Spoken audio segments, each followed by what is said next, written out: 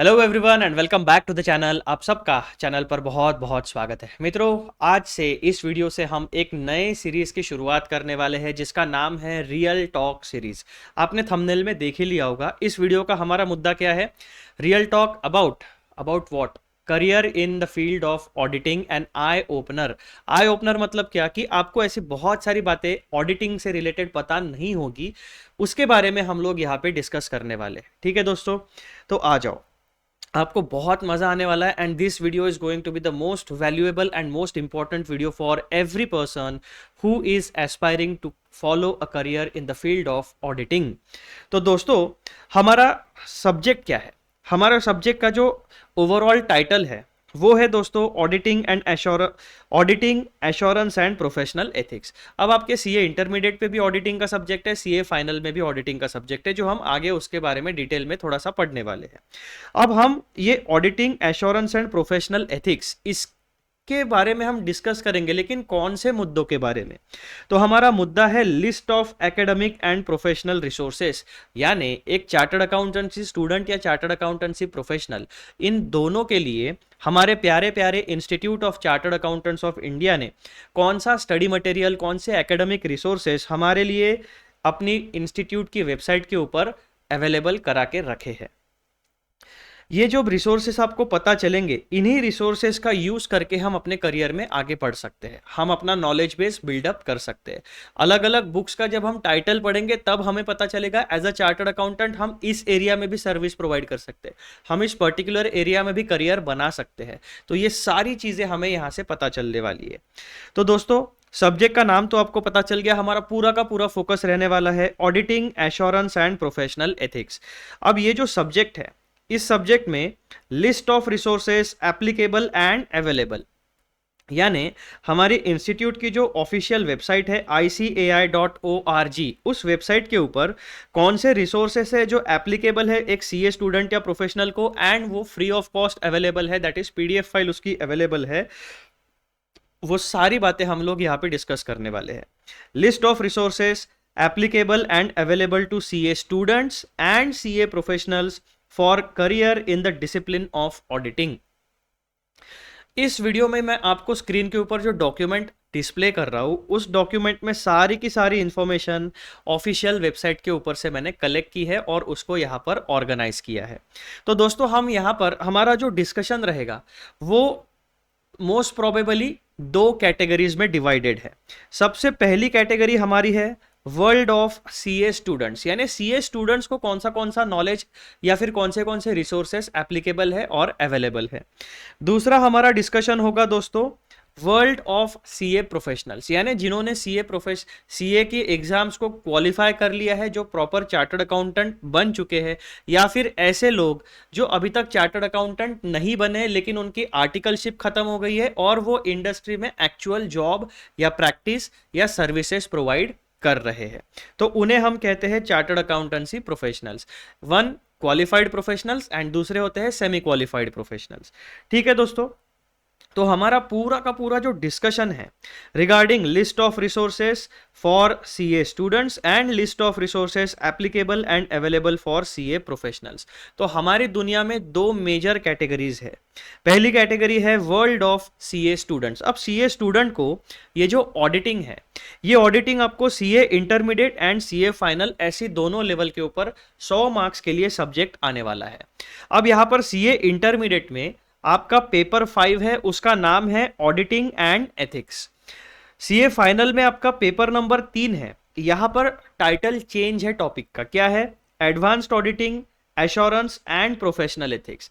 यानी CA intermediate में जो ऑडिटिंग का जो नॉलेज बेस होगा, आपका जो स्टडी मटेरियल होगा, उसमें आपका कुछ बेसिक इंट्रोडक्टरी मटेरियल होगा, कुछ आपका डिटेल में नॉलेज होगा। लेकिन जब आप सीए फाइनल का पेपर 3 देखोगे तो आपको एडवांस्ड नॉलेज मिलेगा रिगार्डिंग व्हाट? ऑडिटिंग। यहां पर आपका ऑडिटिंग से इंट्रोडक्शन होगा और जनरल बातें आपको पता चलेगी। सीए फाइनल में आपका एडवांस्ड ऑडिटिंग रहेगा, यानी आप ज्यादा डिटेल में ऑडिटिंग को पढ़ोगे। तो advanced auditing, advanced assurance and professional ethics, यानी तीनों जो हमारे मुद्दे होते हैं, auditing, assurance and professional ethics, इन तीनों एस्पेक्ट्स में आपको एडवांस्ड नॉलेज मिलने वाला है एट सीए फाइनल लेवल। अब यहां पर देखो, सीए स्टूडेंट्स की जो दुनिया होती है वो इन दो लेवल्स के ऊपर होती है। अब इन दोनों लेवल पे आपको कौन सा स्टडी मटेरियल अवेलेबल होता है regarding auditing, assurance and professional ethics. तो दोस्तों आपको ये सारा मटेरियल यानी ये रिसोर्सेज जो है, resources applicable and available for CA exams, ये सारे के सारे रिसोर्सेज आपको कहाँ मिलेंगे? ICAI.org में board of studies knowledge portal है, वहां पे स्टूडेंट सेक्शन में जाके आप सारे रिसोर्सेज को डाउनलोड कर सकते हो।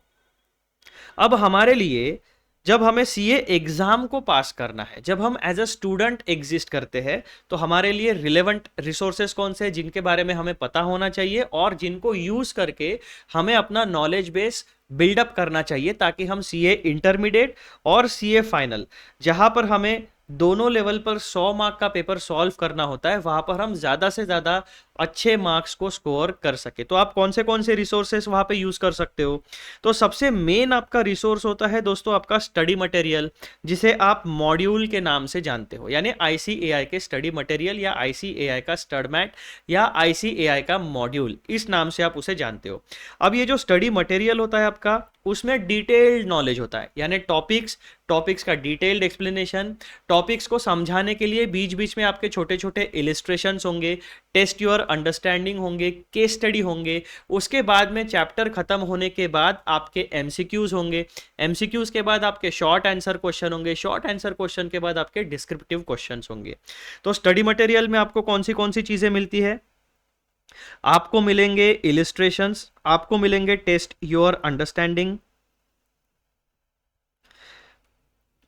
स्टडी मटेरियल में आपको क्या क्या चीजें मिलेगी, आपके ध्यान में आ गया है क्या? सबसे पहले आपको टॉपिक्स मिलेंगे यानी डिटेल्ड एक्सप्लेनेशन, फिर आएगा आपका टेस्ट योर अंडरस्टैंडिंग, फिर आएंगे आपके छोटे छोटे इलिस्ट्रेशंस यानी जो एग्जाम्पल्स होते हैं, फिर आपकी आएंगी केस स्टडीज, फिर आपकी आएंगी MCQs यानी क्वेश्चन आंसर जो आपकी एक्सरसाइज होती है, उसके बाद में आपके आएंगे डिटेल्ड क्वेश्चंस।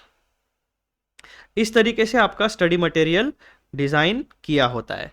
ठीक है दोस्तों, ये तो आपको 100% कवर करना ही होता है। उसी के साथ साथ हर अटेम्प्ट के लिए, हर एक एग्जाम के लिए हमारा इंस्टीट्यूट रिवीजन टेस्ट पेपर्स को इशू करता है, यानी RTPs को इशू करता है। तीसरा रिसोर्स आपका क्या होता है?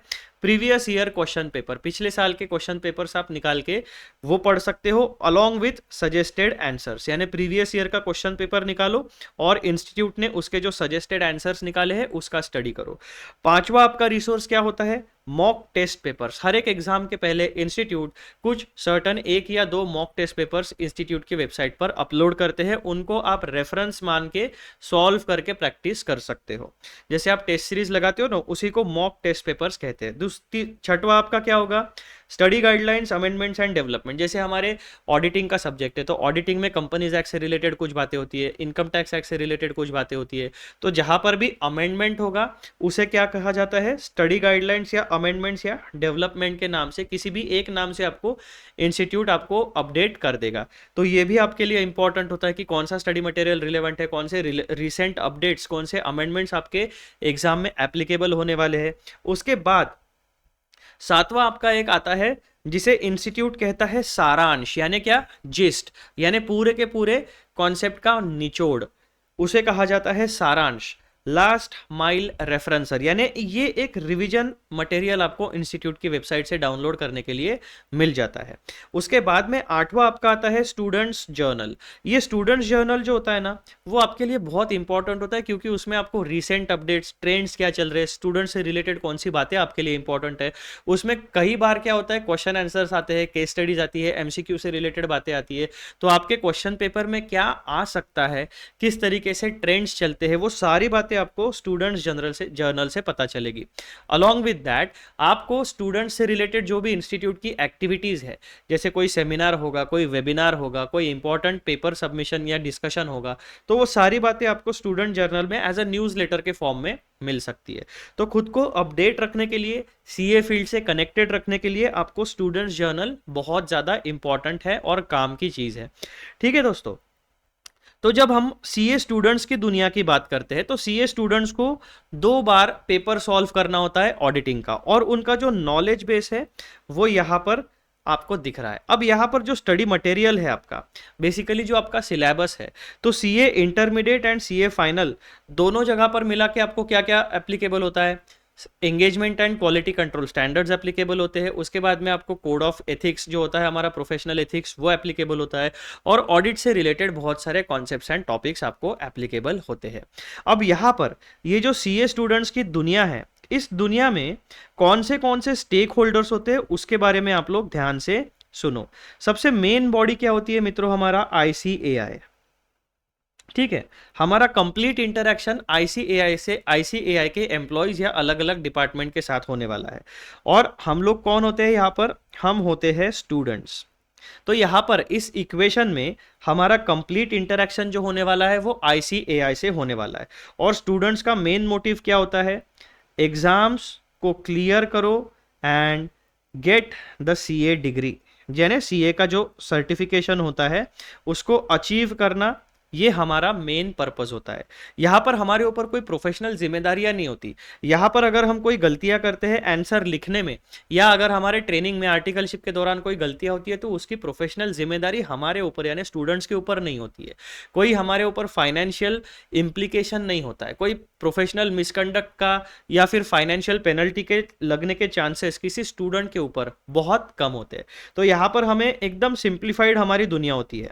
हमारा एक सब्जेक्ट होता है किसी भी लेवल पर, अगर आप इंटरमीडिएट स्टूडेंट हो या फाइनल स्टूडेंट हो, कोई भी आपका सब्जेक्ट होगा, उस सब्जेक्ट से रिलेटेड आपका स्पेसिफिक स्टडी मटेरियल होगा।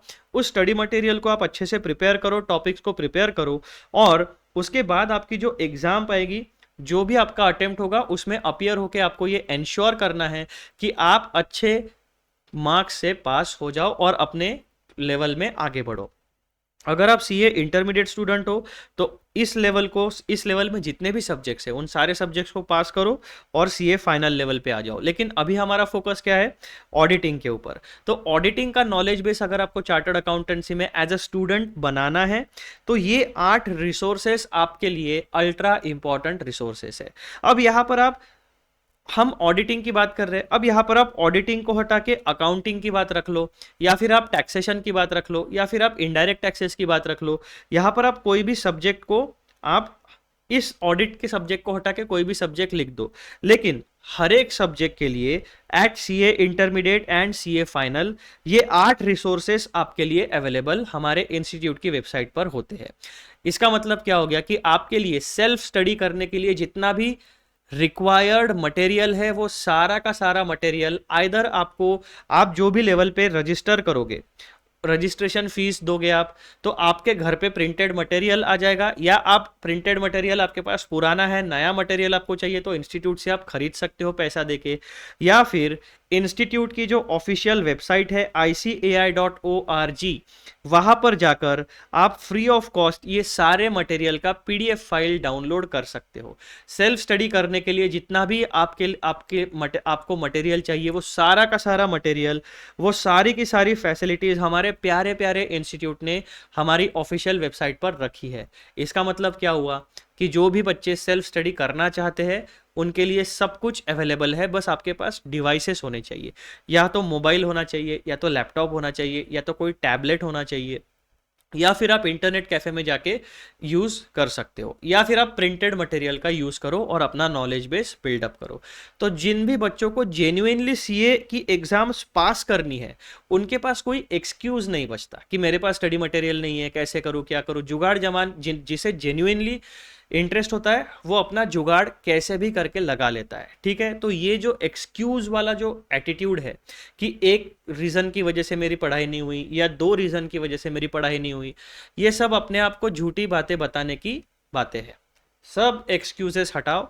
आपको एग्जाम पास करने के लिए जितनी भी ज़रूरतें हैं, जो भी गाइडेंस चाहिए, वो इंस्टीट्यूट के पास ऑलरेडी अवेलेबल है, इंस्टीट्यूट की वेबसाइट के ऊपर अवेलेबल है। आपको जाके बस वहाँ से एक्सेस करना है। इंस्टीट्यूट अलग अलग प्रकार के लाइव क्लासेस अरेंज करता है, टेस्ट सीरीज अरेंज करता है, डिस्कशंस अरेंज करता है, दुनिया भर की बातें अरेंज करता है। उसी के साथ साथ जो मेरे जैसे टीचर्स हैं जो मेरे जैसे एंथुजियास्ट है, जिन्हें सीए की फील्ड से लगाव है। क्यों? क्योंकि हमारा ट्रेनिंग इसमें है, हमारा नॉलेज बेस इसमें बिल्डअप हुआ है। हम लोग किन्हीं बच्चों को पढ़ा के हमें खुशी मिलती है। जो यूट्यूब पर काम करते हैं, जो एकेडमीज चलाते हैं, जो प्रोफेशनली टीच करते हैं, प्रोफेशनली टीचिंग मतलब क्या कि फीस चार्ज करके टीचिंग करते हैं, तो ये सारे के सारे लोग जुड़े हुए हैं इस पूरे चार्टर्ड अकाउंटेंसी के फील्ड के साथ। और बहुत बड़े, बहुत ज़्यादा वॉल्यूम में क्वालिटेटिव फ्री रिसोर्सेस आपके पास अवेलेबल है on the official website plus on the YouTube. मेरे जैसे बहुत सारे स्टूडेंट्स हैं, मेरे जैसे बहुत सारे टीचर्स हैं, मेरे जैसे बहुत सारे क्वालिफाइड प्रोफेशनल्स हैं जो एकेडमी में टीचिंग नहीं करते, जो जॉब करते, लेकिन अपना प्रोफेशनल एक्सपीरियंस यूट्यूब के ऊपर शेयर करते रहते। बस आपको ढूंढना पड़ेगा, आपको वो जेन्युइन अर्ज आपके सामने लानी पड़ेगी। तो ऑडिटिंग से रिलेटेड जो हमने सीए स्टूडेंट्स की दुनिया की बात की है, वो आपको एकदम सिंपल भाषा में मैंने यहाँ पर समझा दी कि भाई साहब 2 लेवल पे आपको सब्जेक्ट पढ़ना है, और ये जो 8 रिसोर्सेस है ये हर एक सब्जेक्ट के लिए कॉमन है। आप फाइनेंशियल रिपोर्टिंग ले लो, ये 8 चीजें आपको मिलेगी। आप एडवांस्ड अकाउंटिंग ले लो, ये 8 रिसोर्सेस आपको वहां पे भी एप्लीकेबल होंगे। आप टैक्सेशन की बात कर लो, GST, income tax, cost and financial management, FM, strategic management, जितने भी सब्जेक्ट्स के आप नाम लोगे, ये 8 रिसोर्सेस सीए स्टूडेंट्स के लिए कॉमन है। ठीक है दोस्तों, ये बातें आपको पता चल गई। आपके इक्वेशन में आपका पूरा का पूरा जो इंटरेक्शन होने वाला है वो आईसीएआई के साथ होने वाला है।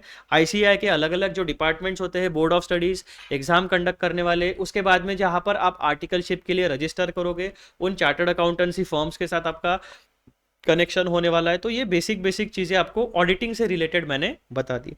अब हम बात करते हैं दोस्तों वर्ल्ड ऑफ सीए प्रोफेशनल्स, यानी जिन इंडिविजुअल्स ने सीए क्वालिफाई कर लिया है वो, प्लस जो सेमी क्वालिफाइड है, यानी जो सीए इंटरमीडिएट पास कर चुके हैं, अपनी आर्टिकलशिप कंप्लीट कर चुके हैं, या फिर सीए फाइनल का एक ग्रुप क्लियर कर लिया है, आर्टिकलशिप कंप्लीट हो चुकी है, and now they are working full time या फिर पार्ट टाइम, लेकिन वो रियल जॉब करते हैं। जो जॉब करने के बदले में या जो सर्विस देने के बदले में उन्हें जो रेम्यूनरेशन मिलता है, जो पैसा मिलता है, ऐसे प्रोफेशनल्स को हम सेमी क्वालिफाइड प्रोफेशनल्स कहते हैं। तो सीए प्रोफेशनल्स की दुनिया में 2 प्रकार के प्रोफेशनल्स होते हैं, एक चार्टर्ड अकाउंटेंट और दूसरा सेमी क्वालिफाइड। ठीक है दोस्तों, सेमी क्वालिफाइड होने के लिए आपकी आर्टिकलशिप कंप्लीट होनी चाहिए। आपकी आर्टिकलशिप शुरू है तो आप स्टूडेंट ही हो, आप आर्टिकल असिस्टेंट ही हो, तब आप खुद को सेमी क्वालिफाइड नहीं कह सकते, आप एलिजिबल नहीं हो। तो आ जाओ दोस्तों, सीए प्रोफेशनल की दुनिया ऑडिट की नजर से, यानी अगर आप अपने करियर को ऑडिटिंग के फील्ड में आगे बढ़ाना चाहते हो तो आपको कौन से नॉलेज के रिसोर्सेस पता होने चाहिए। तो दोस्तों सबसे पहले तो आपको एक बेसिक चीज पता होनी चाहिए, कौन सी?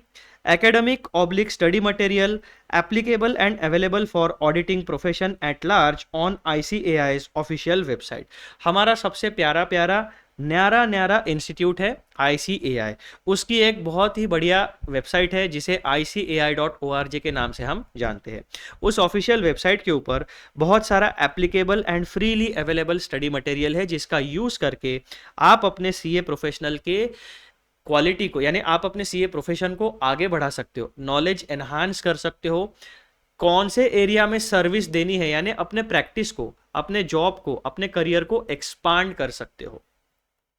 तो आपको इंस्टीट्यूट की वेबसाइट पता होनी चाहिए। उसी के साथ ऑडिटिंग की दुनिया में अगर आपको काम करना है तो आपको 3 डिपार्टमेंट्स के बारे में पता होना चाहिए जो आईसीएआई के अथॉरिटी के अंदर काम करते हैं। सबसे पहला कौन सा है? रिलेवेंट डिपार्टमेंट्स या फिर बॉडीज या फिर विंग्स फॉर ऑडिटिंग। ऑडिटिंग से रिलेटेड आईसीएआई के कौन से डिपार्टमेंट्स हैं? तो वो है audit committee, auditing and assurance standards board and board of internal audit and management accounting.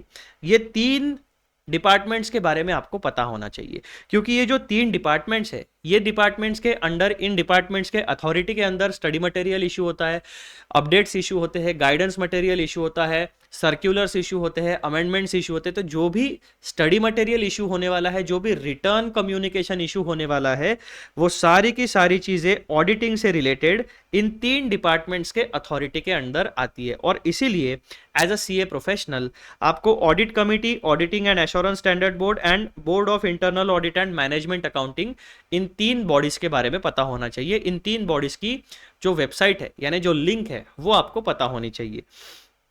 फिर दूसरा पॉइंट हम डिस्कस करने वाले हैं ओवरव्यू और समरी ऑफ एकेडमिक और study material applicable and available for auditing profession. अब ऑडिटिंग की दुनिया जो है ना दोस्तों, वो CA intermediate and CA final level पे जितना स्टडी मटेरियल है उससे बहुत बड़ी है। ठीक है, यहां पर आपको क्या होता है, सीए इंटरमीडिएट में आपको कुछ चीजों का इंट्रोडक्शन यानी ओवरव्यू मिलता है और कुछ कॉन्सेप्ट्स, कुछ टॉपिक्स आपको डिटेल में पढ़ाए गए हैं।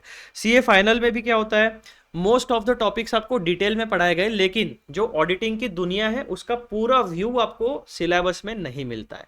ये एक फैक्ट है और उसमें कोई गलत बात नहीं है, क्योंकि क्या होता है कि आप पूरी की पूरी ऑडिटिंग की दुनिया को अगर एग्जाम के लिए लाओगे तो बहुत ज्यादा स्टडी मटेरियल का वॉल्यूम बढ़ जाता है। तो इसीलिए क्या होता है कि जितनी जरूरत है सीए एग्जाम को पास करने के लिए, सीए एक चार्टर्ड अकाउंटेंट को एक सर्टेन लेवल ऑफ क्वालिटी पे लेके आने के लिए, उतनी बातें आपके सिलेबस में इंक्लूड की गई है eight intermediate and final level. लेकिन जब हम ऑडिटिंग की प्रोफेशन की बात करते हैं तो वो जो प्रोफेशन है वो बहुत बड़ा है। सीए इंटरमीडिएट छोटा बॉक्स है, सीए फाइनल थोड़ा बड़ा बॉक्स है और सीए प्रोफेशन एक सबसे बड़ा बॉक्स है। तो इस तरीके से उनकी हायरार्की है।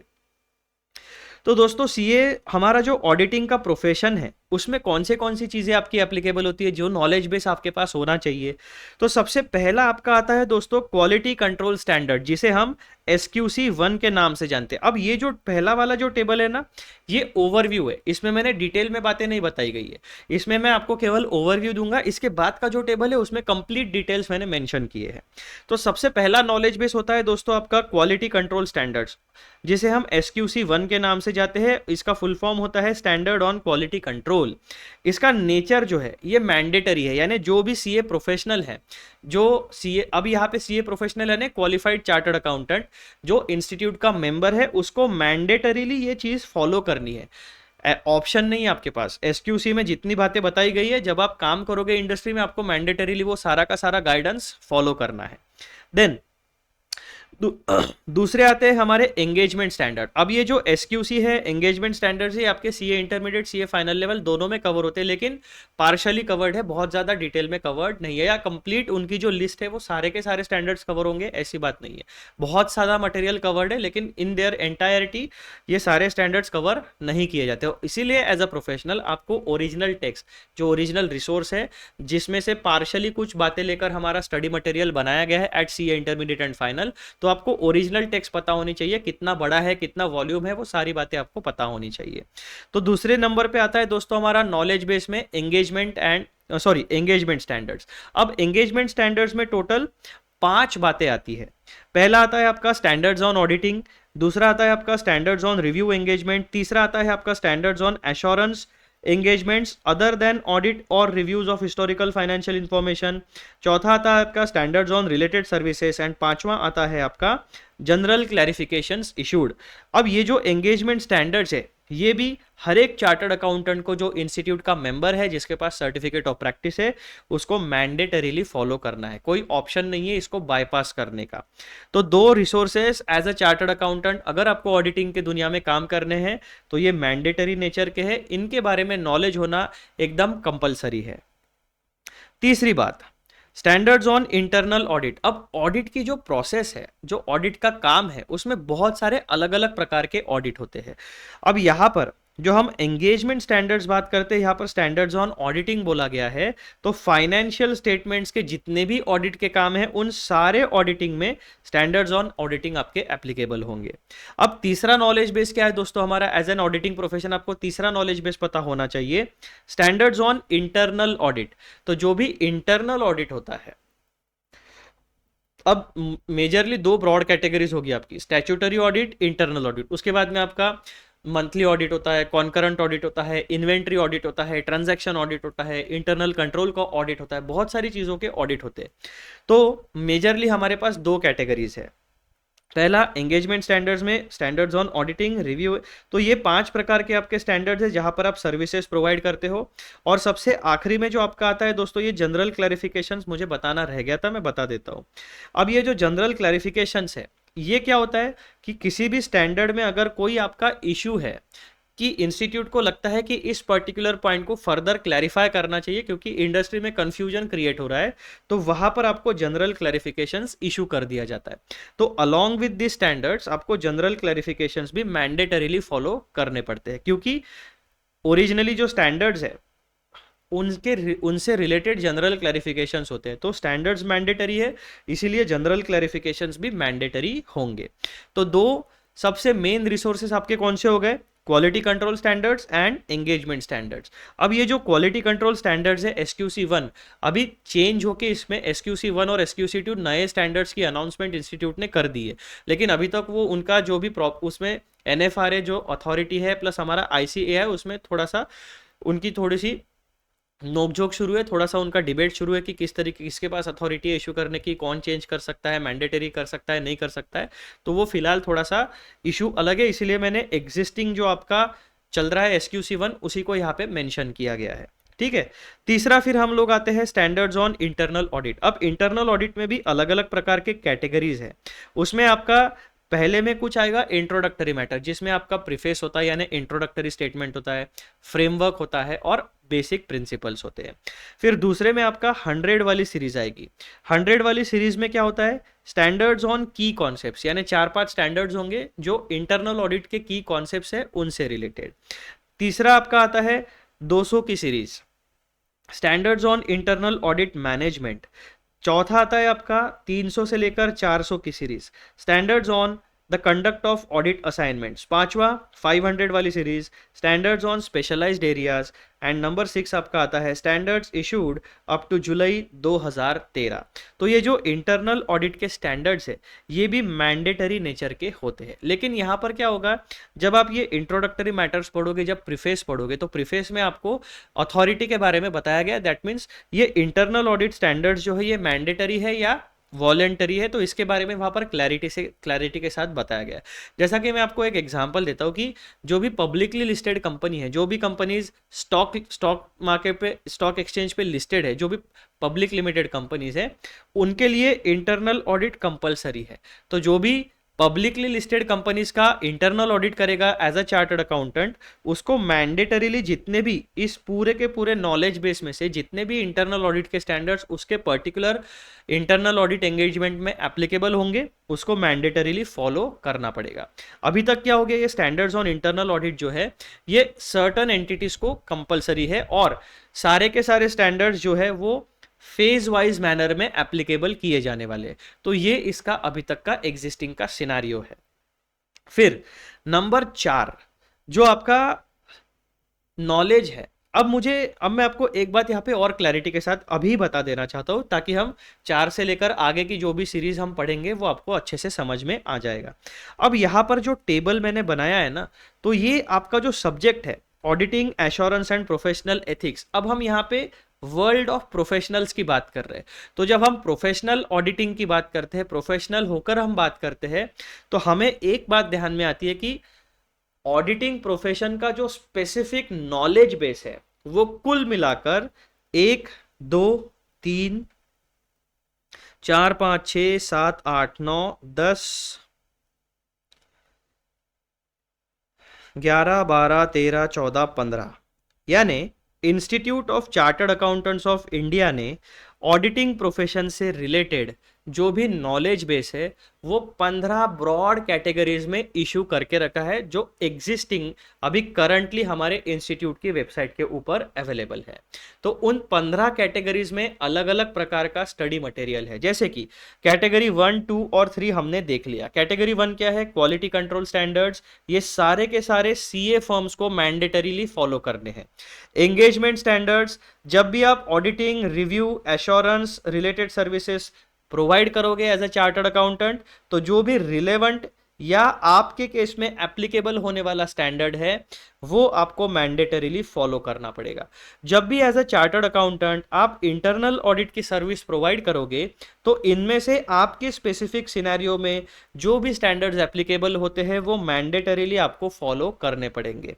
चौथी कैटेगरी क्या आती है आपके नॉलेज की एज अ प्रोफेशनल? चौथी कैटेगरी नॉलेज की, बहुत सारे गाइडेंस नोट्स इंस्टीट्यूट ने इशू करके रखे। जब हम नीचे वाला डिटेल में टेबल पढ़ेंगे तो आपको दिखेगा कि कुल मिलाकर हमारे प्यारे प्यारे इंस्टीट्यूट ने auditing and assurance standards board के अंडर या फिर एएसबी का जो पब्लिकेशन वाला यूनिट होता है उसके अंडर टोटल 24 गाइडेंस नोट्स को इशू करके रखा है। अब ये गाइडेंस नोट क्या होती है? इसका नेचर जो होता है वो रिकमेंडेटरी होता है। रिकमेंडेशन मतलब क्या कि आईसीएआई आपको फर्दर गाइडेंस प्रोवाइड कर रहा है, आपके ऊपर कोई कंपल्शन नहीं है। जैसे कि ऊपर के ये 3 कैटेगरी वाले जो स्टैंडर्ड्स है ये तो आपको कंपल्सरीली फॉलो करने, आपके पास इसको बाईपास करने का कोई ऑप्शन नहीं है। तो इसीलिए ये 3 प्रकार का नॉलेज बेस मैंडेटरी होता है।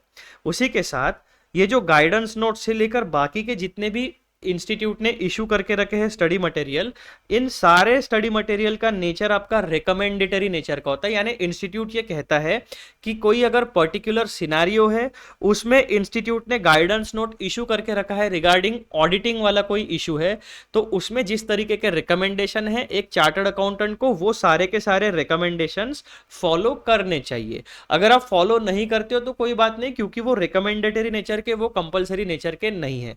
लेकिन उसी के साथ अगर आप गाइडेंस नोट में बताए गए इश्यूज, गाइडेंस नोट में बताए गए प्रोसीजर्स को फॉलो नहीं करते हो तो इंस्टीट्यूट आपके ऊपर एक एडिशनल जिम्मेदारी डालता है।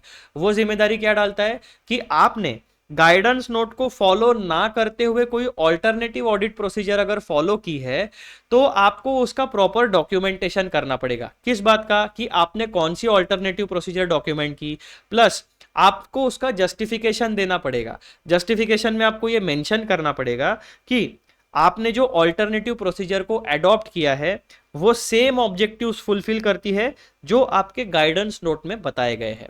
तो मेन मुद्दा क्या होता है? गाइडेंस नोट इशू क्यों की जाती है? To fulfil some certain objective. अब वो ऑब्जेक्टिव आप गाइडेंस नोट में बताए गए प्रोसीजर्स को फॉलो करके अचीव करो या फिर अपनी खुद की ऑल्टरनेटिव प्रोसीजर को फॉलो करके अचीव करो, इंस्टीट्यूट को कोई प्रॉब्लम नहीं है। बस इंस्टीट्यूट ये कहता है कि ऑल्टरनेटिव प्रोसीजर जब भी आप फॉलो करोगे तब उसको प्रॉपर डॉक्यूमेंट करना। ठीक है दोस्तों, तो कुल मिलाकर एज एन ऑडिटिंग, अगर आप ऑडिटिंग के प्रोफेशन में हो तो आपके लिए 24 गाइडेंस नोट्स इशू करके रखे हैं इंस्टीट्यूट ने। फिर आपके, अब ये जो गाइडेंस नोट है ये जनरल गाइडेंस नोट है, फिर इंडस्ट्री स्पेसिफिक गाइडेंस नोट्स भी इशू करके रखे हमारे इंस्टीट्यूट ने। तो 4 गाइडेंस नोट ऐसे हैं जो स्पेसिफिक इंडस्ट्री के ऑडिट के बारे में इंस्टीट्यूट ने इशू करके रखे हैं। फिर नेक्स्ट हमारा नॉलेज बेस आता है इंप्लीमेंटेशन गाइड। 10 प्रकार के 10 इंप्लीमेंटेशन गाइड्स इंस्टीट्यूट ने हमारे बेनिफिट के लिए इशू करके रखा। अब ये इंप्लीमेंटेशन गाइड क्या होता है कि जैसे कोई स्टैंडर्ड है, उस स्टैंडर्ड को, जैसे कोई हमारा स्टैंडर्ड ऑन ऑडिटिंग है, तो इस स्टैंडर्ड ऑन ऑडिटिंग को हम रियल लाइफ सिनेरियो में किस तरीके से इंप्लीमेंट करेंगे उसके बारे में सारा का सारा डिटेल नॉलेज आपको इंप्लीमेंटेशन गाइड में मिलेगा। अगर कोई आपका स्पेसिफिक इशू है, उस इशू को कैसे इंप्लीमेंट करना है, या कोई स्टैंडर्ड है उसको कैसे इंप्लीमेंट करना है, उसके बारे में सब कुछ आपको यहाँ पे मिलेगा।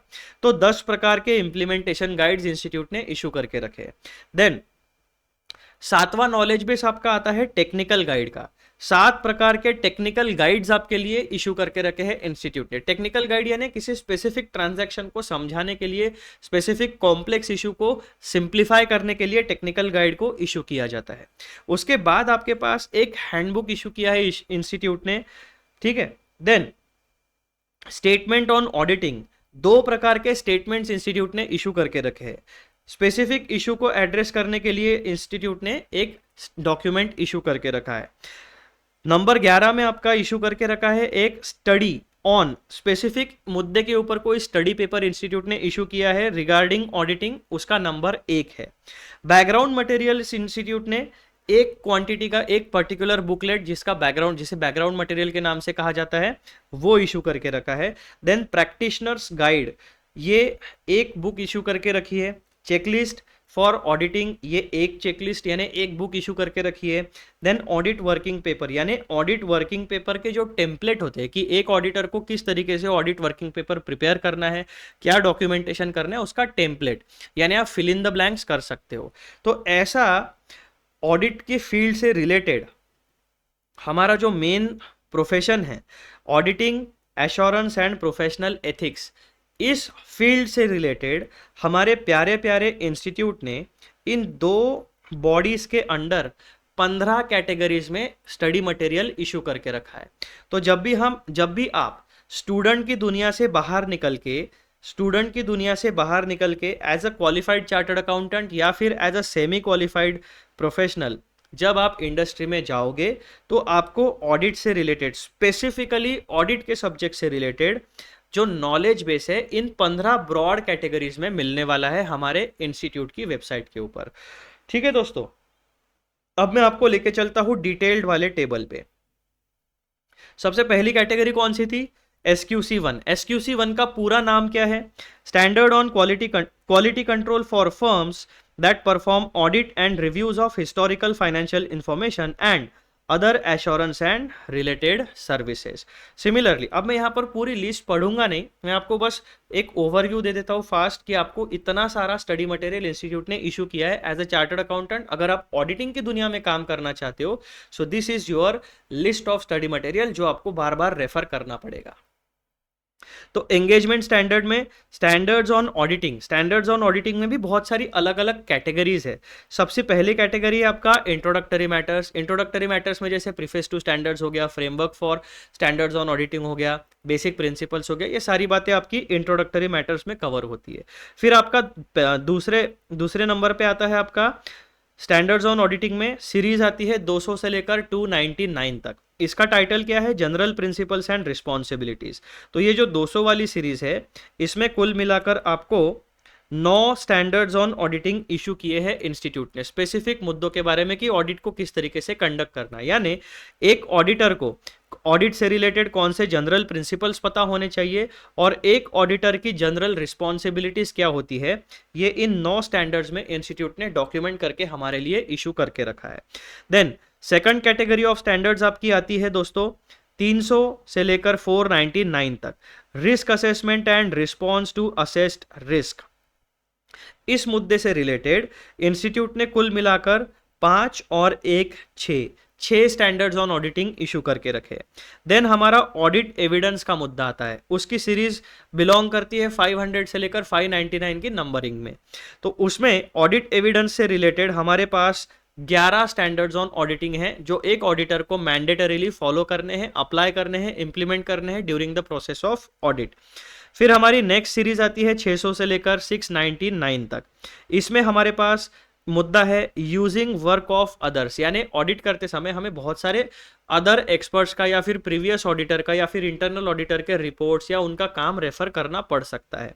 तो ऐसे केसेस में 3 स्टैंडर्ड्स ऑन ऑडिटिंग हमारे लिए इशू करके रखे हैं। फिर आपका आता है 700 से लेकर 799 की सीरीज। इसका मेन मुद्दा है ऑडिट कंक्लूजन्स एंड रिपोर्टिंग, यानी जो ऑडिट रिपोर्ट हम बनाते हैं उससे रिलेटेड 6 स्टैंडर्ड्स ऑन ऑडिटिंग हमारे इंस्टीट्यूट ने इशू करके रखे। ऑडिट रिपोर्ट प्रिपेयर करते वक्त हमें इन 6 स्टैंडर्ड्स को रेफर करना पड़ता है। फिर आपका आता है नेक्स्ट सीरीज नंबर 7 800 से लेकर 899 तक, यानी स्टैंडर्ड्स फॉर स्पेशलाइज्ड एरियाज। अब ये स्पेशलाइज्ड एरियाज मतलब क्या हो गया? Special considerations, audit of financial statements prepared in accordance with special purpose frameworks. ऐसे आपका कौन सा हो गया? ये SA 800, then SA 805 and SA 810। तो जो कुछ स्पेसिफिक स्पेशलाइज्ड एरियाज होते हैं जहां पे हम अगर ऑडिट करते हैं तो ये 3 स्टैंडर्ड्स हमें एज अ प्रोफेशनल रेफर करने हैं। फिर सेकंड हमारे जो एंगेजमेंट स्टैंडर्ड्स आते हैं वो एंगेजमेंट स्टैंडर्ड्स है standards on review engagements. Standards on review engagement, इसमें हमारे पास 2 स्टैंडर्ड्स है SRE 2400 एंड SRE 2410। तीसरा कैटेगरी ऑफ स्टैंडर्ड्स हमारे पास आता है जिसे एंगेजमेंट स्टैंडर्ड हम कहते हैं, वो है standards on assurance engagements other than audits और reviews of historical financial information. इसमें हमारे लिए रिलेवेंट कौन सा, ये दो कैटेगरीज तो आप फिलहाल सिर्फ रेफरेंस के लिए पढ़ लेना, लेकिन हमारे काम की चीज है नंबर 3 में। इसमें हमारे पास SAE 3400, 3402 एंड 3420, ये 3 स्टैंडर्ड्स हमें रेफर करने पड़ते हैं अगर हम as a chartered accountant assurance engagement का काम या सर्विस प्रोवाइड करने वाले हैं।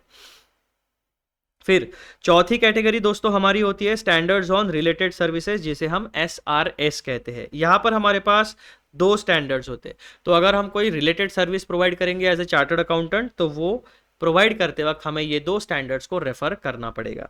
फिर आते हैं आपके general clarifications regarding all categories of standards. तो इन जनरल क्लैरिफिकेशंस के बारे में भी आपको अवेयरनेस होनी चाहिए, because everything is mandatory in engagement and quality control standards.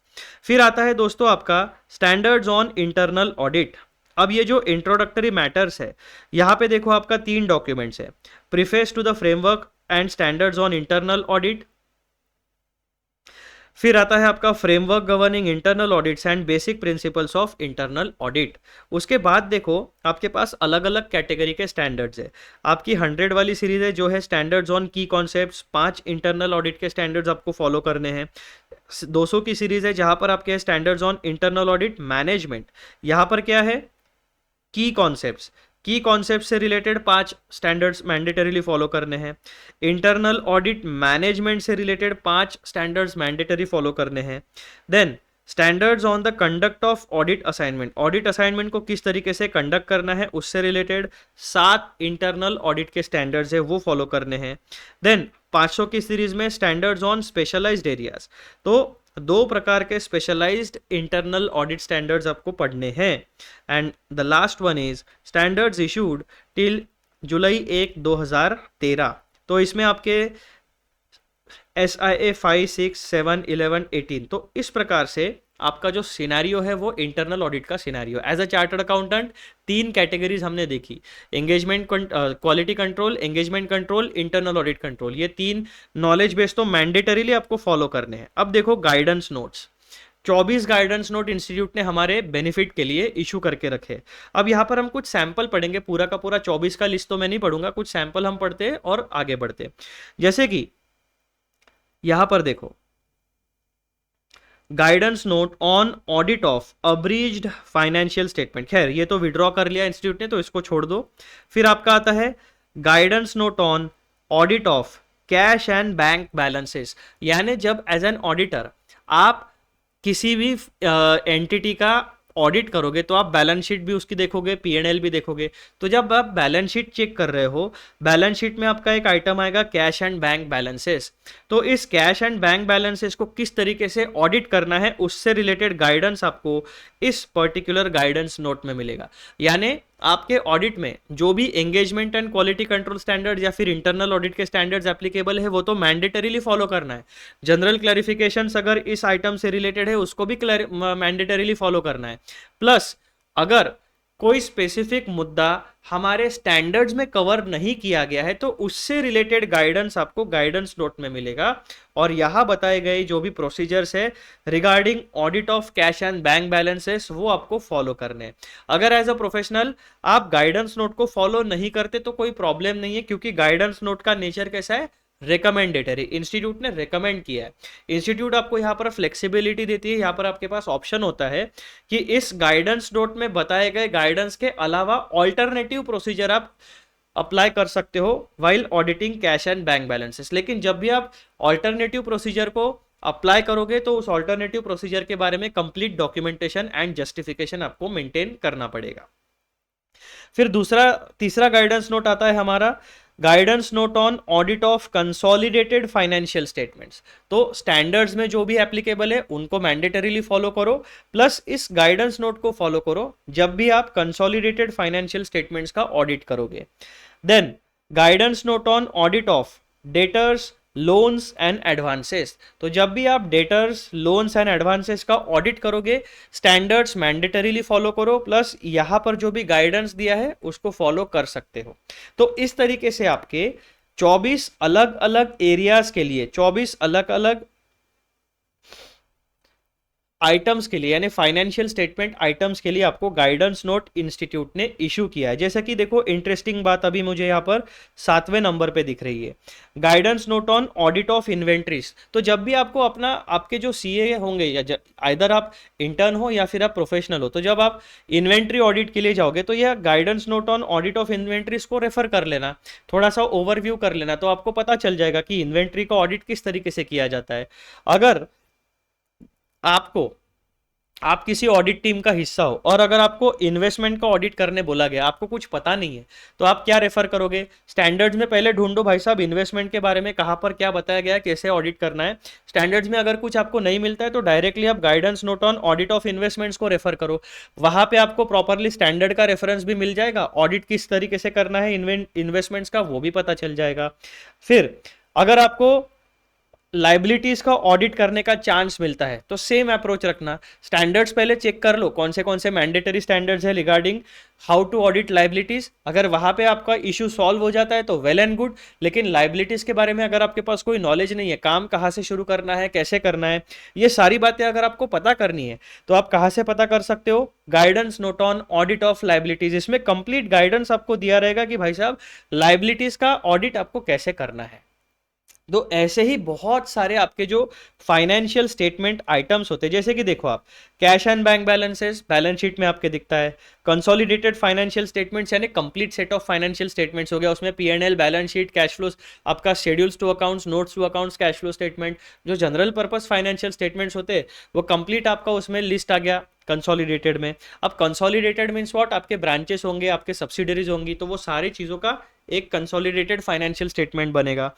उसके बाद देखो आप डेटर्स एंड लोन्स का ऑडिट कैसे करना है उसके बारे में आप सीख सकते हो, एक्सपेंसेस का ऑडिट कैसे करना है, फिक्स्ड एसेट का ऑडिट कैसे करना है, inventories, investment, liabilities, miscellaneous expenditure, payment of dividend, revenue, certificate, guidance note on reports और certificates for special purposes, then audit of capital and reserves, computer assisted audit techniques, reports in company prospectuses. उसके बाद में ये जो companies act है ये तो अभी 1956 का रिवाइज हो गया होगा, उसका एग्जिस्टिंग पता नहीं मुझे अभी क्या है, तो वो आपको देखना पड़ेगा थोड़ा। उसके बाद guidance note on special consideration, this is withdrawn, तो इसको छोड़ दो, ये XBRL यानी स्टॉक एक्सचेंज वाला आइटम हो गया। फिर ऐसे बहुत सारे इश्यूज है, यानी कुल मिलाकर 24 गाइडेंस नोट आपके पास रेडीली अवेलेबल है। तो as a student, as a professional, अगर आपके मन में कोई डाउट है, आप अपने सीनियर को नहीं पूछना चाहते, आप किसी और को नहीं पूछना चाहते, तो आपको ये रिसोर्सेज पता होने चाहिए as an auditing profession.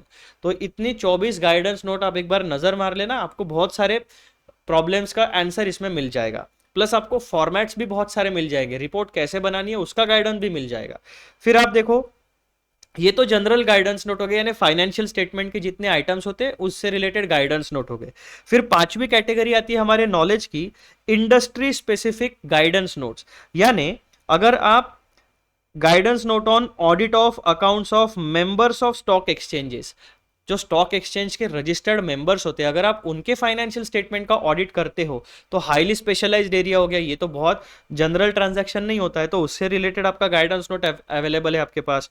Guidance note on audit of companies carrying on general insurance business, guidance note on audit of companies carrying on life insurance business, guidance note on audit of banks, ये तो latest edition है 2023 का, ये भी आप refer कर सकते हो, क्योंकि बहुत बार क्या होता है बैंक ऑडिट तो बिल्कुल धड़ल्ले से बहुत सारे फॉर्म्स में होते हैं, तो एज अ स्टूडेंट या फिर एज अ प्रोफेशनल आपको बैंक का ऑडिट करने का कभी मौका मिलता है, कभी काम अलॉट होता है, तो काम के लिए नहीं बोलने का, नहीं करता हूं बोलने का, और सीधा सीधा गाइडेंस नोट और स्टैंडर्ड्स को रेफर करने का, ठीक है। फिर छठवीं कैटेगरी क्या आती है हमारे नॉलेज बेस की, इंप्लीमेंटेशन गाइड। अब ये देखो implementation guide on reporting standards, जो आपके स्टैंडर्ड्स ऑन ऑडिटिंग है ना, जैसे SS700, SS705, SS706, तो कौन से स्टैंडर्ड को किस तरीके से इंप्लीमेंट करना है वो आपको इंप्लीमेंटेशन गाइड में रेडीली अवेलेबल है, ये भी रिकमेंडेटरी नेचर के है।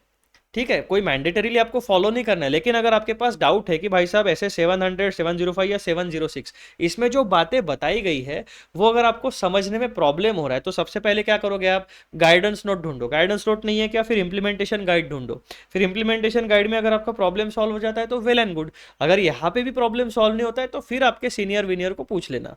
ठीक है, फिर दूसरा इंप्लीमेंट, अब टोटल कितनी इंप्लीमेंटेशन गाइड्स है देखो हमारे पास, तो टोटल 10 प्रकार की इंप्लीमेंटेशन गाइड हमारे ऑडिटिंग प्रोफेशन के लिए इंस्टीट्यूट ने इशू करके रखी है। यानी रेडीमेड नॉलेज बेस आपके पास है, बस आपको वो रेफर करना है, पढ़ना है एंड अप्लाई करना है।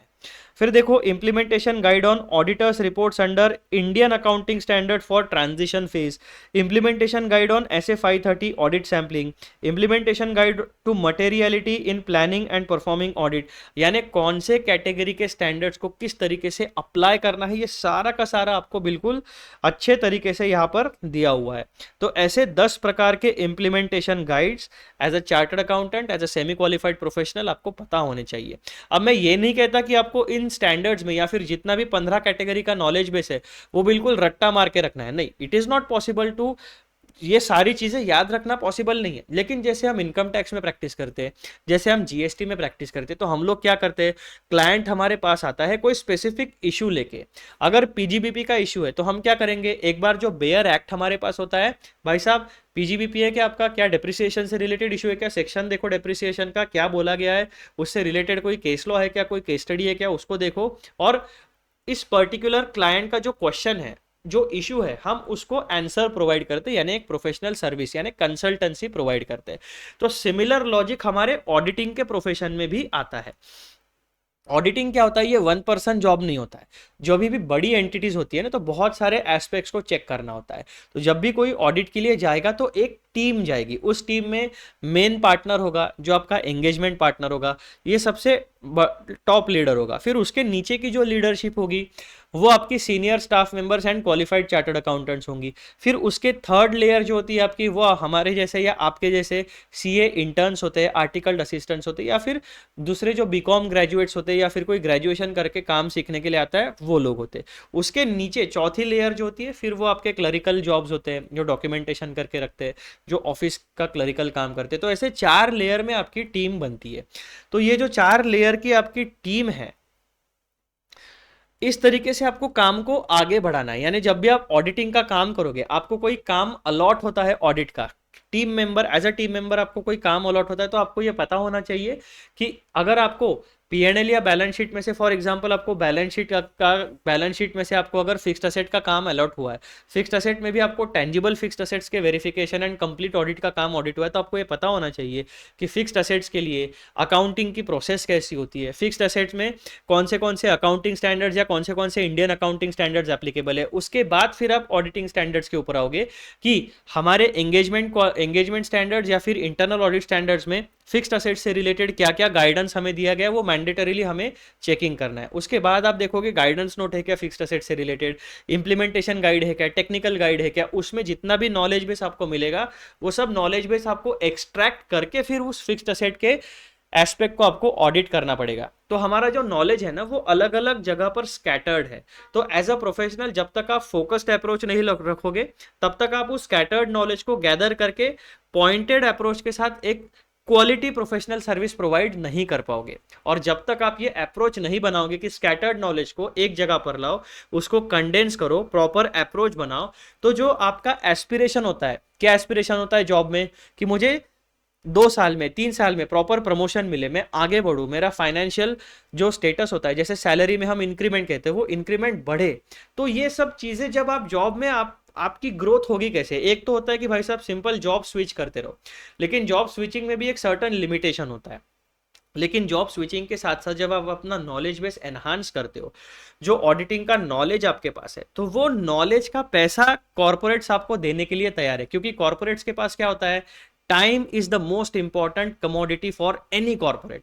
अगर वो सही समय पे सही कंप्लायंस करता है, तो बाद में होने वाले जो उसके लिटिगेशंस है, जो आर्बिट्रेशन है, जो इनकम टैक्स के केसेस है, जीएसटी के केसेस है, ऑडिट के केसेस है, कंपनी लॉ के केसेस है, वो उसको झंझट नहीं चाहिए होती है। उसको एकदम pointed approach, clear cut consultancy चाहिए होती है कि मुझे अगर एक बार मैंने कंप्लायंस किया तो बाद में मेरे ऊपर किसी प्रकार का कोई केस नहीं होना चाहिए, और वो कंसल्टेंसी एकदम लीगल होनी चाहिए, उसमें कोई भी इवेजिव टेक्निक्स यूज नहीं करनी है, हमें प्लानिंग उसको देना है। जैसे टैक्सेशन में दो प्रकार होते हैं, tax evasion and tax planning, उसी तरीके से ऑडिट में भी दो बातें होती है। ऑडिट में आप क्या कर सकते हो, घुमा के एंट्रीज लगा सकते हो, या फिर गलत ऑडिट रिपोर्ट दे सकते हो, या फिर इंटेंशनली फ्रॉड को छुपाने वाली ऑडिट रिपोर्ट दे सकते हो। ये सारी चीजें नहीं करना है, आपको स्कैटर्ड नॉलेज को प्रॉपरली समझना है, उसको इशू वाइज कंडेंस करके अपने साथ रखना है। तो जब आप ईयर ऑन ईयर ऑडिट की फील्ड में काम करोगे तो ये अप्रोच आपको धीरे धीरे पता चलेगा, और ये सारे के सारे जहां पे भी नॉलेज हमारा स्कैटर्ड है वो जगह आपको पता होनी चाहिए। इश्यू आया फटाक से, उस जगह पे जाके वो नॉलेज एक्सट्रैक्ट किया, हमारे लिए क्या सॉल्यूशन है करंट सिनेरियो में, उसको डिसाइड किया एंड कंसल्टेंसी प्रोवाइड की। तो ये जब आप फास्ट करोगे, जब आपकी स्पीड होगी, आपके कंसल्टेंसी में, आपके ओपिनियन में क्वालिटी होगी, तब जाके माउथ पब्लिसिटी होगी आपकी इंडस्ट्री में। और इंडस्ट्री में सबसे मेन चीज दोस्तों माउथ पब्लिसिटी एंड रिकमेंडेशन होती है, कि अगर आपका नाम खराब कर दिया किसी क्लाइंट ने कि भाई साहब यार इसने तो मेरा यार गलत कंसल्टेंसी देके नुकसान करा दिया, तो उसका जो सर्कल होता है, जो फ्रेंड सर्कल होता है, जो प्रोफेशनल सर्कल होता है, जो फैमिली सर्कल होता है, उनमें से कोई भी व्यक्ति एज अ प्रोफेशनल आपके ऊपर भरोसा नहीं करेगा। लेकिन अगर एक व्यक्ति ने आपका पॉजिटिव अफर्मेशन दे दिया कि नहीं यार, अगर आपको रियल इस्टेट का काम कराना है ना, अकाउंटिंग करानी है, वो एक नंबर चार्टर्ड अकाउंट है, वो बिल्कुल टाइम वेस्ट नहीं कराएगा, सही आपको एडवाइस देगा, कम पैसे यानी प्रॉपर जितनी लेजिटिमेट फीस है उतनी चार्ज करेगा, फालतू का तामझाम नहीं बताएगा। तो लोगों को ज्यादा टेंशन नहीं चाहिए होता है, तो आपको ऐसा प्रोफेशनल बनना है जो लोगों का टेंशन खत्म कर दे। उस टेंशन को खत्म करने के लिए लोग आपको पैसा देने के लिए तैयार है, आपका तामझाम नहीं सुनना है लोगों को, ये ऐसा करना है, फिर वो मैंडेटरी है, फिर वो नहीं सुनना है। भाई देख, पैसा दिया है, मेरे को जवाब चाहिए, मेरे को जगह पे सारा सॉल्यूशन चाहिए। तो उस तरीके से आपको खुद को कल्टीवेट करना पड़ेगा। कल्टीवेट आप कब कर पाओगे, जब आपको नॉलेज बेस कहाँ पे है पता चलेगा, कितना वाइड हमारा ऑडिटिंग का प्रोफेशन है वो पता चलेगा। तो इसीलिए ये रियल टॉक आपके लिए बहुत इंपॉर्टेंट है। ठीक है दोस्तों, फिर छठवीं कैटेगरी हमारी इंप्लीमेंटेशन गाइड हो गई, यानी हमारे जो स्टैंडर्ड्स है उनको इंप्लीमेंट कैसे करना है उसके बारे में नॉलेज वहां पर है। फिर आपका आता है टेक्निकल गाइड, यानी कोई स्पेसिफिक कॉम्प्लेक्स इशू अगर है, कोई टेक्निकल इशू है, तो उसको कैसे डील करना है वो हमारे टेक्निकल गाइड्स में पता चलता है। यानी कि जैसे देखो example, technical guide on audit of non banking financial companies. अब ये जो नॉन बैंकिंग फाइनेंशियल कंपनीज होती है, बहुत ही स्पेसिफिक टाइप के उसके ट्रांजैक्शंस होते हैं। उनके लिए हो सकता है कि आपके मनी लॉन्ड्रिंग वाले जो नियम है, कानून है, वो एप्लीकेबल हो सकता है आपका कोई सेबी के रेगुलेशंस एप्लीकेबल हो अगर वो लिस्टेड है नॉन बैंकिंग फाइनेंशियल इंस्टीट्यूशन। तो क्या होता है कि जो highly specific and complex transaction होते हैं उसको आपको डील करने के लिए बहुत ज़्यादा टेक्निकली साउंड होना पड़ेगा, यानी प्रॉपर अकाउंटिंग के कॉन्सेप्ट, प्रॉपर ऑडिटिंग के concept, proper legal and rules, laws rules and regulations का प्रॉपर इंप्लीमेंटेशन, प्रॉपर इंटरप्रिटेशन कैसे होता है, एकदम क्लियर कट भाषा में आपको चाहिए होता है। तो ये सारी बातें आपको टेक्निकल गाइड में मिलेगी। ठीक है, फिर देखो technical guide on audit in automobile industry. Automobile industry भी एकदम स्पेसिफिक है, तो वहां पे काम करने के लिए कुछ टेक्निकल नॉलेज की आपको जरूरत पड़ेगी। Then technical guide on audit in hotel industry, technical guide on e commerce considerations for audit of financial statements, technical guide for audit in telecom industry, technical guide on audit in a shared service center structure, technical guide on audit of urban improvement trust and development authorities। तो कुल मिलाकर 7 प्रकार के issues को, 7 प्रकार के specific industries में audit के काम को आसान बनाने के लिए हमारे पास ये टेक्निकल गाइड्स अवेलेबल है। फिर आप देखो आपके पास एक हैंडबुक है, handbook of auditing pronouncements issued in 2019। अब ये जो प्रोनाउंसमेंट होता है मीन्स व्हाट, कि जितने भी आपके एंगेजमेंट क्वालिटी कंट्रोल स्टैंडर्ड है उसका एक कंपेडियम, जैसे कि अलग अलग जगह पर है ना, तो सब एक ही किताब में आपको प्रोनाउंसमेंट्स बता दिया। फिर आता है आपका statement on auditing, statement on qualifications in auditors report. उसके बाद में आपका आता है statement on companies auditor report order. अब ये जो है ना पुरानी बात है, लेकिन इंस्टीट्यूट की वेबसाइट पे उनके डॉक्यूमेंट के उनके लिस्ट में मेंशन था, इसीलिए मैंने यहाँ पर उसको मेंशन करके रखा है। अब इसका एग्जैक्ट आज का जो सिचुएशन है वो मुझे इंस्टीट्यूट के वेबसाइट पर कहीं पे मिला नहीं, इसलिए मैंने उसके बारे में कोई आपके लिए कमेंट मेरे पास नहीं है। जो लिस्ट में है वही बातें मैंने यहाँ पर मेंशन की है, यानी जो ऑफिशियल इंस्टीट्यूट की जो ऑफिशियल लिस्ट है उसमें है। Then issues addressing specific issues on companies auditors report order 2013। Then study on money laundering, यानी ये क्या, स्टडी मीन्स व्हाट, एक इंडिपेंडेंट स्टडी पेपर है, यानी इंस्टीट्यूट के पास जो रिसर्च स्कॉलर्स होंगे या इंस्टीट्यूट के जो अलग अलग डिपार्टमेंट्स होंगे, यानी ऑडिटिंग वाला डिपार्टमेंट, उसमें बहुत सारे एम्प्लॉयज होते हैं, तो उनसे रिलेटेड या फिर किसी प्राइवेट कंसल्टेंट्स को हायर करके मनी लॉन्ड्रिंग के ऊपर एक स्टडी पेपर उन्होंने या स्टडी उन्होंने इशू किया, ताकि हमारे जैसे चार्टर्ड अकाउंटेंसी प्रोफेशनल्स को अवेयर किया जा सके regarding the scenario of money laundering. Then background material for audit training workshops and seminars.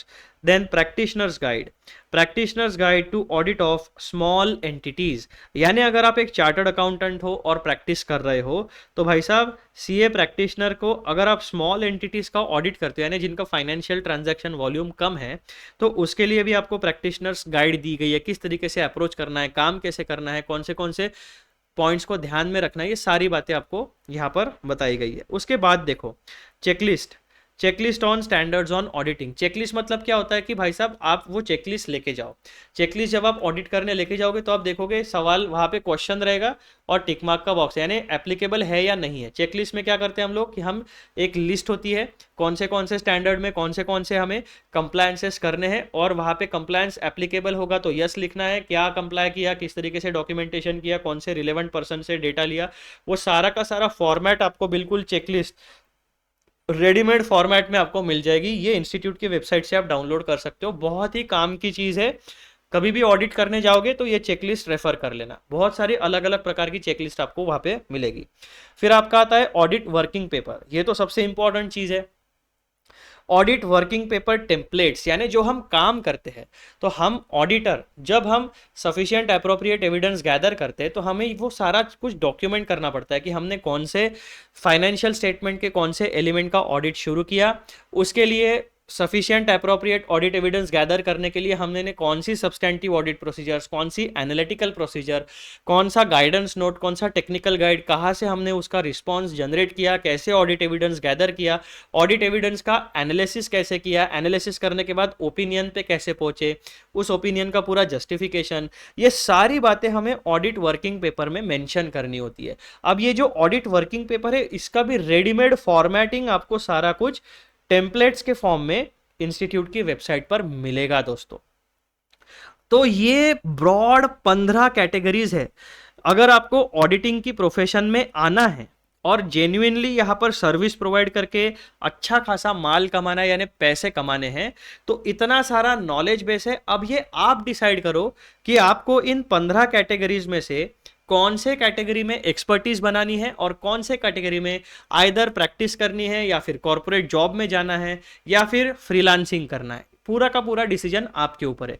लेकिन फॉर ऑडिटिंग प्रोफेशनल्स जो ऑडिट की फील्ड में जो काम करते हैं, this is the entire knowledge base. अब देखो ये केवल और केवल ऑडिट से रिलेटेड हुआ, लेकिन ऑडिट का नेचर हमें पता है कैसा नेचर है। Audit is an interdisciplinary subject, यानी ऑडिट करना है तो हमें अकाउंटिंग का भी नॉलेज चाहिए, ऑडिट करना है तो हमें बेसिक मैथमेटिक्स एंड स्टैटिस्टिक्स का भी नॉलेज होना चाहिए, ऑडिट करना है तो हमें वर्किंग कैपिटल के बारे में यानी फाइनेंशियल मैनेजमेंट के बारे में पता होना चाहिए, ऑडिट करना है तो हमें कॉस्टिंग के बारे में पता होना चाहिए, ऑडिट करना है तो हमें लॉज रूल्स एंड रेगुलेशंस के बारे में पता होना चाहिए, जैसे कि companies act, SEBI regulations, RBI के रेगुलेशंस, उसके बाद में इंश्योरेंस के रेगुलेशंस और बहुत सारी जितनी भी लीगल स्टेटस है वो पता होना चाहिए। ऑडिट करना है तो हमें इनकम टैक्स के बारे में नॉलेज होना चाहिए, ऑडिट करना है तो हमें बेसिकली अगर डायरेक्ट टैक्स का काम है तो डायरेक्ट टैक्सेशन रेजिम के बारे में जो भी लॉज है वो पता होने चाहिए। इनडायरेक्ट टैक्स में अगर काम करना है तो जीएसटी है, सर्विस टैक्स है, सेंट्रल एक्साइज है, उसके बाद में आपका ये कस्टम्स है, एफटीपी है, इससे रिलेटेड नॉलेज होना चाहिए। तो ऑडिट क्या होता है दोस्तों, ऑडिट आप एक फाइनेंशियल ट्रांजैक्शन का करते हो, उस फाइनेंशियल ट्रांजैक्शन का आउटकम 4 कैटेगरी में पड़ सकता है, इनकम, एक्सपेंस, असेट, लाइबिलिटी। तो फाइनेंशियल ट्रांजैक्शन का इनकम, एक्सपेंस, असेट, लाइबिलिटी से रिलेटेड जितने भी laws, rules, regulations and standards है वो सारी चीजों का नॉलेज एज एन ऑडिटर आपको होना चाहिए। तो जो अप्रोच मैं आपको बता रहा हूं कि आपके ऑडिटिंग की प्रोफेशन बहुत बड़ा है, ऑडिटिंग का फील्ड बहुत वास्ट है, नॉलेज बेस बहुत वॉल्यूमिनस है, तो आपको क्या ढूंढना है, आपको अपना स्पेसिफिक रास्ता ढूंढना है कि आपको अपना स्पेशलाइजेशन ऑडिटिंग फील्ड में कहां पर परस्यू करना है। फिर उसी नॉलेज बेस को इतना अच्छे से प्रिपेयर करो कि आप जब भी कॉर्पोरेट इंटरव्यू के लिए जाओ या जो भी वैकेंसी, रिलेवेंट वैकेंसी निकलेगी, वहां पर आप खुद को प्रेजेंट कर सको। ठीक है दोस्तों, ये हो गया हमारा नॉलेज बेस से रिलेटेड बातें। अब एक और इंपॉर्टेंट बात मैं आपको बताना चाहता हूं, वो बात कौन सी है? पोस्ट क्वालिफिकेशन कोर्सेस, यानी CA intermediate and CA final, इन दोनों लेवल की एग्जाम्स के अलावा भी इंस्टीट्यूट ऑडिट से रिलेटेड 4 प्रकार के कोर्सेस ऑफर करता है। यानी सीए स्टूडेंट के लिए, एज अ स्टूडेंट जब आप रजिस्टर करते हो तो सीए इंटरमीडिएट में आपको ऑडिट का पेपर देना है, सीए फाइनल में आपको ऑडिट का पेपर देना है। फिर अगर आप सीए क्वालिफाई कर लेते हो तो आप एक क्वालिफाइड चार्टर्ड अकाउंटेंट बन जाते हो, इंस्टीट्यूट की मेंबरशिप आप ले लेते हो, आप सर्टिफिकेट ऑफ प्रैक्टिस अटेंड कर लेते हो। ठीक है, उसके बाद भी अगर आपके ऑडिटिंग में पढ़ने की इच्छा है तो आप 4 प्रकार के कोर्सेज कर सकते हो जो इंस्टीट्यूट आपको प्रोवाइड करेगा। उसमें से 3 कोर्सेज सर्टिफिकेट कोर्सेज है और एक डिप्लोमा है। ठीक है, तो 3 सर्टिफिकेट कोर्सेस आप कर सकते हो और एक डिप्लोमा कोर्स आप कर सकते हो। तो सर्टिफिकेट कोर्सेस में क्या क्या चीजें ऑडिट से रिलेटेड अवेलेबल है हमारे इंस्टीट्यूट के पास? Certificate course on concurrent audit of banks, certificate course on executive master program new age auditors, certificate course on internal audit and diploma. अब ये दोनों भी पोस्ट क्वालिफिकेशन कोर्सेस ही है। सीए बनने के पहले आप ये 4 कोर्सेस में एनरोल नहीं कर सकते। ये 4 कोर्सेस अगर आपको करने हैं तो एलिजिबिलिटी क्या है, आपको सीए बनना पड़ेगा, सीए फाइनल क्वालिफाई करना पड़ेगा। ठीक है, और इंस्टीट्यूट का मेंबर बनना पड़ेगा, रजिस्टर्ड मेंबर बनना पड़ेगा। तो चौथा कोर्स आप कौन सा कर सकते हो? Diploma in information systems audit, इसे शॉर्ट फॉर्म में ISA भी कहा जाता है, या फिर DISA। आप इस एक्रोनिम से, ये बहुत फेमस है, दिशा कर लिया, दिशा का कोर्स है। तो ये जो आप डिप्लोमा करते हो ना, तो इसमें बैंक ऑडिट मिलने में बहुत आसानी होती है। अगर आप प्रैक्टिस करते हो और किसी फर्म में पार्टनर हो, तो अगर किसी फर्म के पास ये पोस्ट क्वालिफिकेशन कोर्सेस है तो ऐसे चार्टर्ड अकाउंटेंट्स की बहुत सारे सीए फर्म्स को ज़रूरत होती है। वो इजीली आपको, अगर आपके पास ये पोस्ट क्वालिफिकेशन कोर्सेस का कोई भी सर्टिफिकेट या डिप्लोमा है, वेल क्वालिफाइड हो आप, तो आपको इजीली वो अपने पार्टनरशिप फर्म में एज अ पार्टनर इंटीग्रेट कर लेते हैं और आपको भी अपने बिजनेस में इन्वॉल्व करके और नए ऑडिट लेने की कोशिश करते हैं जहां पर ये क्वालिफिकेशंस कंपलसरी होते हैं या फिर रिकमेंडेड होते हैं। ठीक है दोस्तों, तो ऐसे 2 प्रकार के दुनिया के बारे में हमने इस पहले रियल टॉक वीडियो में डिस्कशन किया है। कौन सी दुनिया है दोस्तों? सीए स्टूडेंट्स की दुनिया और प्रोफेशनल्स की दुनिया। तो स्टूडेंट्स की दुनिया एक सीमित दायरे में होती है जहां पर आपको केवल आपके स्टडी मटेरियल एंड एग्जाम्स के ऊपर फोकस करना होता है। लेकिन एक सीए प्रोफेशनल की दुनिया बहुत बड़ी होती है, उसका नॉलेज बेस भी बहुत बड़ा होता है और उसका सिनेरियो बहुत कॉम्पिटिटिव होता है। ठीक है, तो एज अ ऑडिटिंग प्रोफेशनल आपको अभी से, अगर आप स्टूडेंट हो तो अभी से आप अपना रास्ता ढूंढो। आपको आर्टिकलशिप ट्रेनिंग कौन से एरिया में मिल रहा है, आपका इंटरेस्ट कौन से एरिया में आ रहा है, नेचुरली आप कौन से एरिया में कंफर्टेबल हो। आप बाद में करियर स्विच कर लेना, अभी मैं आपको ये नहीं सोच रहा हूँ, लेकिन जब आप एज अ फ्रेशर इंडस्ट्री में जाओगे तो आपके पास एक सर्टन एक्सपर्टीज होनी चाहिए किसी एक सब्जेक्ट में। आइदर वो इंडियन अकाउंटिंग स्टैंडर्ड्स हो, आइदर वो अकाउंटिंग स्टैंडर्ड्स हो, या फिर वो इन 3 कैटेगरी ऑफ स्टैंडर्ड में से कोई एक स्टैंडर्ड हो। और जो एक्सपर्टीज आप रेज्यूमे में लिखोगे, जो आपके बायोडेटा में आप लिखोगे, तो जब आप इंटरव्यू देने के लिए जाओगे तो उस इंटरव्यूअर के क्वेश्चन का सही जवाब आपको देते आना चाहिए। तो अभी से आप अपना प्रिपरेशन शुरू करो और जो ये सीए स्टूडेंट का एक सीमित दायरा होता है ना, उस दायरे से बाहर निकलो। एग्जाम भी आपको क्लियर करनी है और अलॉन्ग विद दैट प्रोफेशनल दुनिया के लिए भी आपको तैयार होना है। और प्रोफेशनल दुनिया इज हाईली कॉम्पिटेंट, बहुत कॉम्पिटिटिव दुनिया है। ऐसा यहाँ पर एकदम बच्चे जैसा एटीट्यूड लेके मत आना, क्योंकि आपका फिर दिल टूटेगा, फिर आपको लगेगा कि दुनिया बेकार है और एकदम एरोगेंटली बात करते सब लोग। भाई दुनिया में ऐसे ही होता है, रियल दुनिया है, कॉम्पिटिटिव दुनिया है। कोई आपका बिल्कुल आपके घर वाले जैसे आपका प्यार करते हैं, मेरा बच्चा, मेरा बाबू है, ऐसा कोई दुनिया में नहीं होता है। भाई साहब, मेरा जॉब है, जो इंटरव्यू लेने वाला है उसका भी जॉब है, उसको आपके कोई लेना देना नहीं है। उसके मैनेजर ने उसको एक टास्क दिया है कि मुझे एक सर्टन कैंडिडेट चाहिए जिसके पास ये क्वालिफिकेशन है, जिसके पास ये नॉलेज है। ऐसे बंदों को हायर करो, ऐसे बंदों को पहले इंटरव्यू के लिए फिल्टर करो, उनका प्री स्क्रीनिंग करो, फिल्टर आउट करके 100 लोगों में से 10 लोग मुझे लाके दो। उन 10 लोगों में से फिर मैं पहले टेलीफोनिक इंटरव्यू लूंगा। टेलीफोनिक इंटरव्यू करने के बाद जो मुझे ठीक लगेगा उन 2 या 3 कैंडिडेट्स का मैं पर्सनल इंटरव्यू लूंगा और उनमें से एक फाइनलाइज करूंगा। तो 100 लोगों में से 2 या 3 लोगों को जॉब मिलने वाला है। तो हाईली कॉम्पिटिटिव दुनिया है, तो कॉम्पिटिटिव दुनिया में आपको भी नॉलेज बेस अपना एकदम एकदम शार्प रखना पड़ेगा, ठीक है। और इंटरनेट का सही यूज करते रहो। अगर आपको करियर स्विच करना है तो लिंक्डइन प्लस गूगल प्लस जितनी भी जॉब ओरिएंटेड साइट है प्लस जो भी एमएनसीज है, रिलायंस इंडस्ट्रीज हो गई, टाटा इंडस्ट्रीज हो गई, इन्फोसिस हो गई, जो भी मैन्युफैक्चरिंग यूनिट्स आपके आते हैं, छोटे हो या बड़े हो, जो भी एमएनसीज हो, उनकी ऑफिशियल वेबसाइट, जिन भी कंपनीज में आपको जॉब करने की इच्छा है उनकी ऑफिशियल वेबसाइट के पहले जाया करो। वहां पर उनके जो डेजिग्नेशंस होते हैं, जो वैकेंसीज निकलती है उनके ऑफिशियल पोर्टल पे, पहले उनके जॉब रोल को पढ़ो। उनके कंपनी में अगर डायरेक्ट टैक्स मैनेजर का कोई जॉब निकलता है तो वो डायरेक्ट टैक्स मैनेजर का उनका रिक्वायरमेंट क्या है, उसके पास क्या क्या स्किल्स होने चाहिए, क्या नॉलेज बेस होना चाहिए, वो क्लियर कट लिखा हुआ होता है।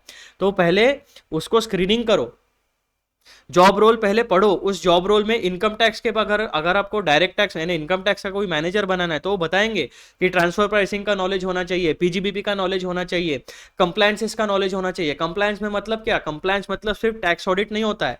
कंप्लायंस में बहुत सारे कंप्लायंसेस होते हैं। इनकम टैक्स में आपका टीडीएस का कंप्लायंस होता है, आपका क्वार्टरली रिटर्न होता है, मंथली रिटर्न होता है, आपका टीसीएस का कंप्लायंस होता है, आपके पैन कार्ड के कंप्लायंसेस होते हैं। कंपनी में जितने भी एम्प्लॉइज है उनके टीडीएस का, उनके सैलरी का कंप्लायंस होता है। ऐसे बहुत सारे कंप्लायंसेस एक डायरेक्ट टैक्स मैनेजर को या इनकम टैक्स मैनेजर को हैंडल करने पड़ते हैं। तो जो हम लिमिटेड व्यू लेके जाते हैं ना, वो व्यू वहां पे काम में नहीं आएगा एज अ फ्रेशर। इसलिए मैं आपको ऑडिटिंग प्रोफेशन के बारे में इतना ज्यादा इंसाइट मैंने इस वीडियो में देने की कोशिश की है। हो सकता है बहुत से लोगों को बोरिंग लगा, बीच में से छोड़ के चले गए होंगे, लेकिन वो उनका लॉस है। ये रियलिटी है दुनिया की, इस तरीके से आपको जाना पड़ेगा। प्लस एक चार्टर्ड अकाउंटेंट आप हो तो हमेशा जो भी फाइनेंशियल, जो आपका ईयरली बजट इशू होता है, उस बजट को आपको डिटेल में पढ़ना पड़ेगा। बजट से रिलेटेड इंटरव्यू में क्वेश्चन डेफिनेटली पूछे जाते हैं, क्योंकि उसमें रिसेंट डेवलपमेंट जो होते हैं वो होते हैं। सारे के सारे रिसेंट डेवलपमेंट्स, खास करके एमएनसीज बहुत ज़्यादा प्रोएक्टिव होते हैं। उनको प्रॉपरली जो भी अपडेटेड चीज़ें है वो सारी चीज़ें उनको पता होती है। जो हमारा इंटरव्यू लेने वाले लोग होते हैं ना, वो हमसे तगड़े लोग होते हैं। ऐसा कभी मत समझना कि इंटरव्यूअर बेवकूफ़ है। वो देखता है कि आपका रिस्पॉन्स कैसे आने वाला है। आपके जैसे हजारों कैंडिडेट्स के इंटरव्यू लेके उसने अभी तक साइड में रख दिए। तो जब आप इंटरव्यू के लिए जाओगे, जेन्युइन पर्सन बन के जाना। जेन्युइन पर्सन मीन्स कोई एरोगेंस मत रखना, कोई ईगो मत रखना, बहुत ज्यादा एक्सपेक्टेशंस मत रखना। कोई आपसे क्वेश्चन पूछेगा तो उसके जेन्युइन आंसर देना। सैलरी से रिलेटेड वो डायरेक्ट क्वेश्चन कभी कभी पूछ लेते हैं कि आपका एक्सपेक्टेशन क्या है। तो आप अगर फ्रेशर आप हो तो फ्रेशर के तौर पर आप बता देना कि देखो भाई साहब, मुझे कोई आइडिया नहीं है, लेकिन बेस्ट पॉसिबल पैकेज मुझे चाहिए, तो आप उस हिसाब से मुझे गाइड करो। अगर आप एक्सपीरियंस पर्सन हो तो फिर आपको तो पता होता है किस तरीके से सैलरी के क्वेश्चन हैंडल करने। इन जनरल कभी भी डायरेक्ट आपको अमाउंट बताना नहीं होता है कि मुझे इतना सैलरी एक्सपेक्टेड है करके। पहले उनसे पूछो कि आपका ऑफर क्या है ना, आपके जो एग्जिस्टिंग ऑफर है, एग्जिस्टिंग कितनी सैलरी थी, आप क्या ऑफर करते हो, उनको भी थोड़ा आप क्रॉस क्वेश्चनिंग करोगे, तब जाके आपका एक नेगोशिएशन वाला एटमॉस्फेयर बनेगा। आप डायरेक्ट आंसर देते रहोगे तो वो क्या हो जाएगा, वो नेगोशिएशन टेबल पे आप उन इंटरव्यूअर को ला नहीं पाओगे। तो ऐसी बहुत सारी बातें होती है, बहुत सारी बातें हम लोग इस रियल टॉक की सीरीज में डिस्कस करने वाले। अब जो मेजर फोकस था हमारा, पूरा का पूरा जो आज का डिस्कशन था, वो केवल ऑडिट से रिलेटेड था। तो इसलिए भाई साहब मैंने स्टूडेंट की दुनिया में ऑडिट का क्या नॉलेज बेस है और प्रोफेशनल की दुनिया में ऑडिट का क्या नॉलेज बेस है, उन 15 कैटेगरी के बारे में मैंने आपको आइडिया दी है। अब ये आपके ऊपर है कि आप किस तरीके से इस नॉलेज बेस का यूज करते हो, कहां पर अपनी एक्सपर्टीज बनाते हो और कहां पे इंडस्ट्री में खुद को ऑफर करके पैसा कमाने की कोशिश करोगे। चलो मिलते हैं अगले वीडियो में, तब तक के लिए bye bye and take care. एंड जाने से पहले चैनल को सब्सक्राइब जरूर करिए, वीडियोस को लाइक जरूर करिए एंड शेयर जरूर करिए।